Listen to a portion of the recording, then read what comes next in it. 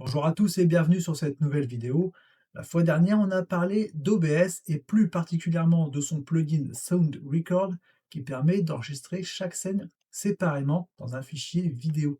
Ça permet d'être flexible sur le montage et vu qu'on parle montage, là je vais vous présenter CapCut très rapidement, juste pour que vous ayez les bases et comment se compose ce logiciel de montage.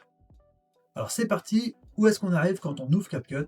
Eh bien, on arrive sur cet écran, un écran basique, hein. De quoi est composé cet écran? On va dire que c'est de là que tout va commencer. Soit on va créer un nouveau projet, soit on va reprendre un projet en cours. Sur cet écran, on a aussi beaucoup d'outils IA. Alors la plupart de ces outils nécessitent l'abonnement à CapCut. CapCut Pro, il est à environ, je crois que c'est 20-25 euros par mois si vous le prenez mensuellement. Si vous le prenez annuellement, il est moins cher. Je crois que c'est 200 euros par an. Pardon. Du coup, ce qui se passe, c'est que nous, on va créer un nouveau projet. Donc, de quoi est composée l'interface de CapCut quand on lance un nouveau projet? Ici, vous avez, comme tout logiciel de montage, une timeline en bas. Là, comme ça, si on en parle tout de suite, au moins c'est fini, c'est basique, c'est commun à tous les logiciels de montage. Vous avez une timeline composée de plusieurs pistes. Là, on ne les voit pas parce que pour l'instant, il n'y a rien dedans. D'accord? En haut à gauche, ici, c'est tout ce que vous allez pouvoir mettre dans la timeline. D'accord? C'est-à-dire, là, vous allez pouvoir importer vos vidéos, vos sons, vos images, et j'en passe. Ici, du coup, on a des sons qui sont disponibles directement dans CapCut. Je recommande pas trop, ça peut être bien pour tester, mais si c'est quelque chose, si c'est pour un montage famille, que pour présenter à vos amis ou des choses comme ça, c'est pas grave. Si c'est pour de l'export sur YouTube, TikTok, pour faire vos vidéos de réseaux sociaux, n'utilisez pas. Utilisez des musiques libres de droit que vous avez trouvées ailleurs, parce que à tout moment, vous allez vous faire retoquer par YouTube ou par TikTok parce qu'il y a une licence sur la musique. Là, on peut faire du texte, vous pouvez faire du sous-titrage automatique avec CapCut, vous avez des petits stickers, vous avez des effets, vous avez des transitions, la légende, enfin plein de petites choses qui sont présentes dans ce menu-là, et tout ce menu-là correspond à ce que vous pouvez faire dans la timeline. Ajouter. D'accord? Une fois qu'on ajoute quelque chose dans la timeline, donc là on va aller importer un petit fichier qu'on a fait la fois dernière avec la cam, par exemple ça. Voilà, et je vais en prendre un autre, comme ça, on va pouvoir vous expliquer la suite. Tac, je vais prendre celui-ci, allez, celui-ci. Donc là, j'ai deux fichiers que j'ai enregistrés la dernière fois quand je vous ai présenté le plugin OBS. Le fameux plugin, allez voir la dernière vidéo qui permet d'enregistrer chaque scène dans un fichier vidéo différent.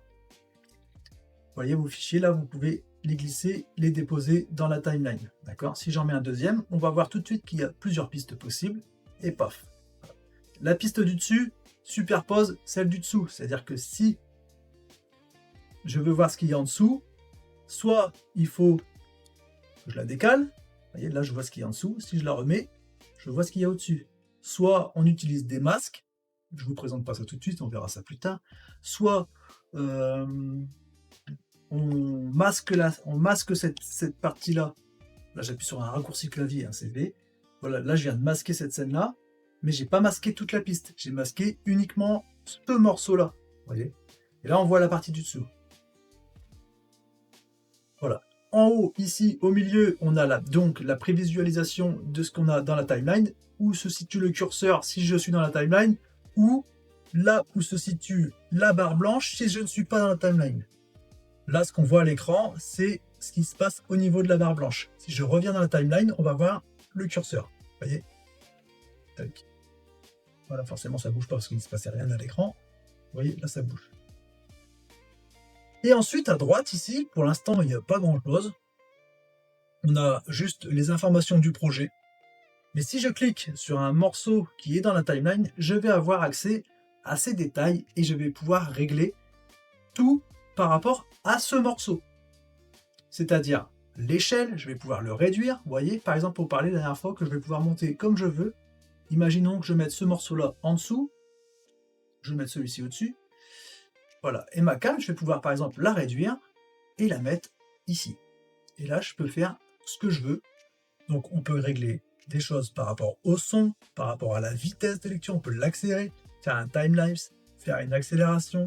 On peut régler des petites choses par rapport à l'animation. Par exemple, sur cette vidéo-là, si je fais une intro, je dis j'aimerais bien qu'elle arrive comme ça, un petit peu avec Vous voyez, bah bim, directement, on voit l'aperçu que ça donne. Si je lance, non, je vais pas lancer, sinon ça va faire un morceau de son, mais on a vu, petit aperçu de ce que ça donne. Voyez, bim.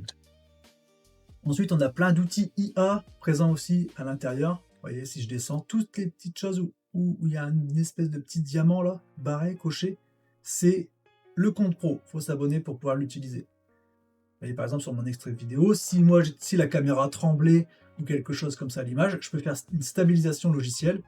Du coup, il va stabiliser, il va y avoir une stabilisation logicielle grâce à l'IA. Voilà, sans trop rentrer dans tout ce qu'on peut faire avec CapCut, dans toutes les petites choses qu'on peut faire pour faire du montage, mais au moins vous avez déjà une aperçu tranquille de comment ça se passe. Je prends en haut à gauche, je fais glisser un timeline, je reprends à droite si j'ai des choses à modifier par rapport à l'élément que je viens de mettre dans la timeline. En haut, c'est mon aperçu. C'est tout ce que vous avez besoin de savoir.